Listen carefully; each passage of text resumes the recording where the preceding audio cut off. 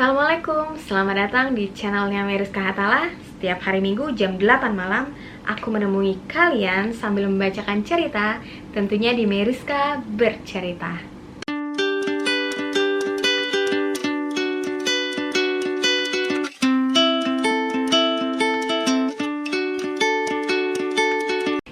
Sesuai judulnya, malam ini aku akan bacain cerita hantu dari Kota Bandung dari bukunya Argo Wikanjati yang judulnya Kumpulan Kisah Nyata Hantu di 13 Kota. Kenapa aku pilih Kota Bandung untuk cerita malam ini? Karena aku adalah salah satu subscribernya Jurnal Risa. Yeay, akhirnya setelah mereka libur 1 bulan, mereka tayang lagi setiap hari Kamis jam 9 malam. Malam Jumat nonton Jurnal Risa. Kalian harus nyobain. Nanti aku taruh linknya di bawah ya, video terbaru mereka. Dan aku kenal Jurnal Risa ini tahun 2018, tepatnya bulan Juli, dikenalin oleh salah satu temanku namanya Lastri. Lastri, makasih banget loh udah ngenalin aku ke Jurnal Risa. Dan waktu itu mereka subscribernya 400 ribuan kalau nggak salah, aku lupa. Tapi yang jelas keren banget, sekarang mereka udah 3 juta lebih. Mantap jiwa. Oke, jadi kira-kira menurut Argo Wikanjati ini si hantu yang ada di Kota Bandung itu yang kayak apa sih? Oke, kita bacain aja ceritanya. Jadi kita mulai ceritanya.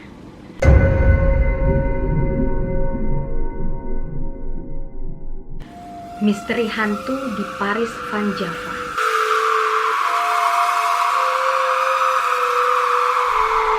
Bandung boleh jadi merupakan kota yang kaya legenda dan cerita hantu.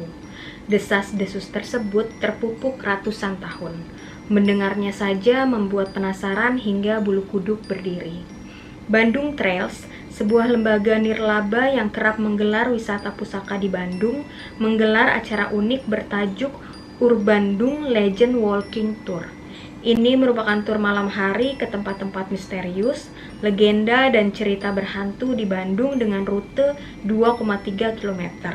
Pesertanya mencapai 130 orang. Dinginnya udara pada malam hari tidak menyurutkan kaum muda Bandung mengikuti kegiatan tersebut. Mudah-mudahan menyeramkan. Tutur Indasari di sela-sela briefing di Taman Belitung. Ke 130 peserta dibagi dalam 5 grup.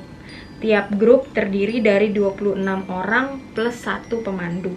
Jumlah peserta harus genap. Rian, pemandu tim 1, berkali-kali mengingatkan, selama tur peserta dilarang berkata kotor atau mengumpat di titik-titik yang dikunjungi. Pakem tersebut biasa disampaikan turun-temurun ketika mengunjungi tempat-tempat angker. Tepat pukul 19.15, tim 1 berangkat dari Taman Belitung. Baru berjalan 10 meter dari tempat pemberangkatan, rombongan mengunjungi titik angker pertama, yaitu SMA Negeri 3 dan SMA Negeri 5 Bandung di Jalan Belitung. Menurut cerita, sekolah favorit yang dulu bernama Hoogburger School itu ditunggui makhluk halus bernama Nancy. Wanita Belanda ini dikabarkan bunuh diri di sekolah itu dan kerap menampakkan diri. Orang yang berjalan di depan sekolah ini, jika beruntung, bisa melihat penampakan Nancy di jendela bagian atas. Kadang terdengar suara orang bermain piano musik klasik di ruangan musik, tetapi tidak ada orangnya. Tutur Dian, seorang peserta juga. Memandang dari luar jendela-jendela kayu dengan temaram lampu di tengah kegelapan malam itu sungguh memacu adrenalin. Apalagi menyimak cerita sang pemandu. Sebelum peserta berimajinasi berlebihan, rombongan berjalan kaki ke Taman Maluku. Di taman kota ini tersimpan patung H.C. Verbrak, pastor Belanda yang bertugas di Aceh pada 1870 dan di beberapa daerah lain. Konon, tepat di bawah monumen itu dibuat pusara dirinya. Ia tewas di tempat menyusul kecelakaan pesawat. Berdasarkan cerita setempat, patung berwarna hitam legam setinggi 4 meter itu bisa bergerak sendiri. Kemudian, seusai menyeberangi pusat keramaian di Jalan LLRE Marta Dinata, peserta singgah ke titik misteri lainnya, yaitu belakang kompleks SMA Aloysius.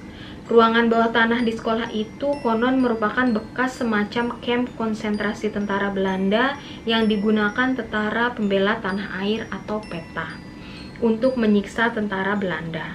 Konon ruangan itu memiliki akses tembus hingga ke Jalan Taman Sari 2 km dari sana. Yang ditunggu-tunggu, rombongan kemudian singgah ke Jalan Bahu Reksa nomor 15.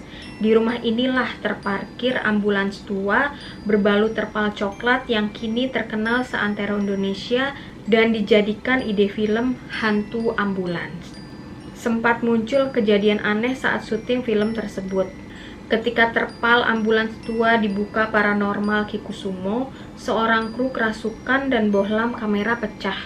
Desas-desus lain yang muncul, bekas rumah kos ini merupakan tempat prostitusi. Hantu ambulan adalah alibi untuk mengelabui warga. Di Bandung sendiri, sebetulnya masih banyak titik misteri lain yang menjadi urban legend.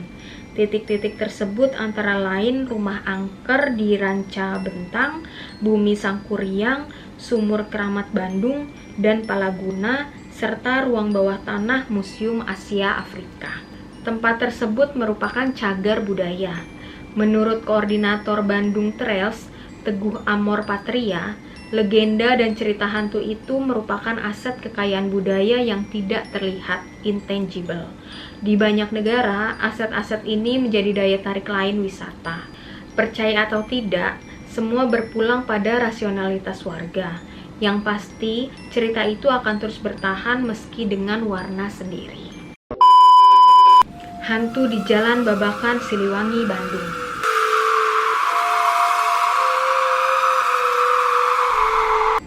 Jalan raya dimanapun, utamanya di luar kota, pada ruas tertentu sering dinilai angker. Dianggap menjadi tempat nyaman untuk main-main arwah penasaran, terutama di ruas-ruas jalan rawan kecelakaan. Misal jalan naik turun amat tajam, jalan sempit tapi ramai, tikungan maut, persimpangan kereta api, jalan lurus panjang, dan sebagainya. Mulanya jumlah arwah penasaran itu cuma 1-2. Karena sering memakan korban, makin bertambah penghuninya. Tapi, meski sudah banyak teman, boneka cilik di Jalan Babakan Siliwangi Bandung tetap saja suka mengganggu pemakai jalan. Tempat angker ada di mana saja, tak terkecuali di ruas jalan bekas terjadinya kecelakaan yang menelan korban nyawa manusia. Kalau kejadiannya amat mengerikan, sampai ada korban hancur sewalang-walang tubuhnya, misalnya, bisa saja arwahnya terus penasaran mencari sisa-sisa tubuhnya yang belum ketemu. Kalau arwah tersebut kebetulan tensinya meninggi, bisa saja lalu mencari sasaran lain, misal pemakai jalan di wilayahnya. Seperti yang terjadi di Jalan Babakan Siliwangi Bandung belakangan. Banyak pengendara enggan melewati jalan itu di malam hari, terutama setelah santer terdengar jalan itu makin angker. Di jalan terusan menuju Bogor itu kerap muncul hantu boneka yang suka memperlihatkan diri kepada pemakai jalan. Apalagi bila saat melewatinya membawa anak kecil. Biasanya yang lebih dulu melihat boneka itu adalah si anak. Menurut cerita beberapa warga, suatu malam hantu itu pernah melayang-layang di tengah keramaian jalan. Hantu itu berbentuk boneka panda kecil. Menurut cerita warga di sekitar lokasi, boneka itu adalah milik gadis kecil bernama Uci, usia 2 tahun yang meninggal akibat tabrak lari pada 1981. Ketika itu, Uci kecil manis sedang bersama keluarganya akan menikmati makan malam di Jalan Siliwangi. Setelah memarkir mobil, keluarga itu lalu menyeberang ke sebuah rumah makan. Tapi, sampai di tengah jalan, dari arah Ciampelas melaju kencang sebuah mobil. Karena letak rumah makan persis berada di tikungan, maka sopirnya tak sempat menginjak rem. Tabrakan tak terelakkan. Keempat orang itu terpental dan mengalami luka parah. Pengemudi tidak menolong, tapi malah tancap gas. Selama dalam perawatan di Rumah Sakit St. Carolus Bandung, Uci kecil terus mengigau mencari boneka panda kesayangannya. Boneka itu sedang didekap saat terjadi kecelakaan. Keluarga Uci pun berusaha mencarinya, namun tidak pernah ketemu. Seminggu dalam perawatan, Uci yang kemudian koma akhirnya menghembuskan nafas terakhir. Sejak kecelakaan itu, jalan Babakan Siliwangi hingga sekarang sepi dari pengguna jalan. Hal ini pun berdampak pada restoran Siliwangi. Restoran ini jadi sepi, tidak seperti dulu. Dulu terkenal enak makanannya, nyaman suasananya. Tapi sekarang terkenal angkernya, orang jadi enggan ke sini, kata Wahyu, karyawan restoran Siliwangi. Menurut Wahyu, hantu itu malah sering mengganggu di lingkungan restorannya, juga malang melintang di jalan Babakan Siliwangi. Padahal jalan itu satu-satunya ruas menuju restoran tempat Wahyu bekerja. Pertama mengganggu juga di restoran ini, katanya. Ceritanya, boneka panda kecil berwarna coklat tiba-tiba berada dalam ruangan menjelang restoran tutup lepas tengah malam. Dikira boneka tertinggal milik tamu, lalu Wahyu akan mengambilnya untuk disimpan. Tapi Wahyu kontan kaget ketika boneka itu bisa turun sendiri dari kursi dan kemudian berjalan santai keluar. Beberapa hari setelah kejadian itu, Rohim, juru parkir restoran tersebut, juga disatroni hantu boneka panda. Ketika dia akan menutup pintu gerbang halaman parkir, dia melihat boneka panda tergeletak. Ketika akan diambil, ternyata boneka itu bisa bergerak.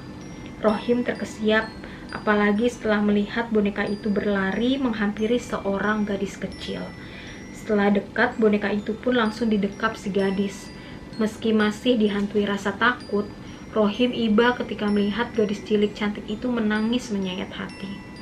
Siapa saja yang mendengar tangisannya pasti akan terenyuh, katanya. Gadis itu tiba-tiba menghilang.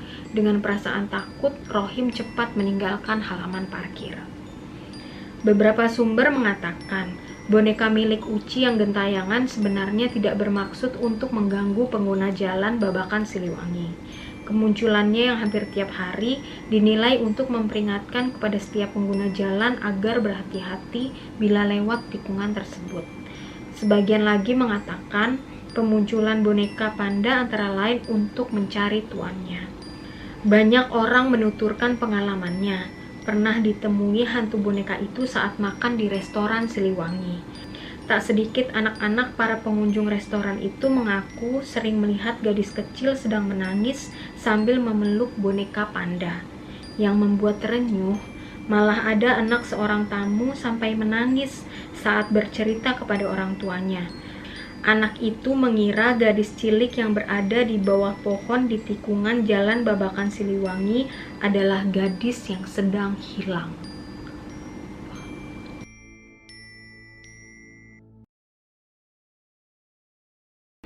Jadi itulah cerita hantu yang ada di kota Bandung yang ditulis oleh Argo Wikanjati. Dan kira-kira apakah jurnal Risa sudah datang ke tempat-tempat tersebut? Kalian bisa nonton jurnal Risa, nanti linknya aku taruh di bawah. Dan aku mohon kepada kalian untuk subscribe channel aku, channelnya Meriska Hatala, terus di like video ini kalau kalian memang suka, terus di komen juga boleh, di share ke teman-teman kalian yang seneng banget diceritain juga, terus nyalain juga belnya, jadi setiap kali aku upload cerita baru, kalian bisa langsung nonton dan mendengarkan aku bercerita. Dan ini yang paling penting, kita harus jaga kebersihan, kita harus jaga kesehatan, karena kita harus memerangi corona, dia harus musnah dari muka bumi ini. Jadi sampai ketemu lagi. Sampai jumpa. Wassalamualaikum. Dadah.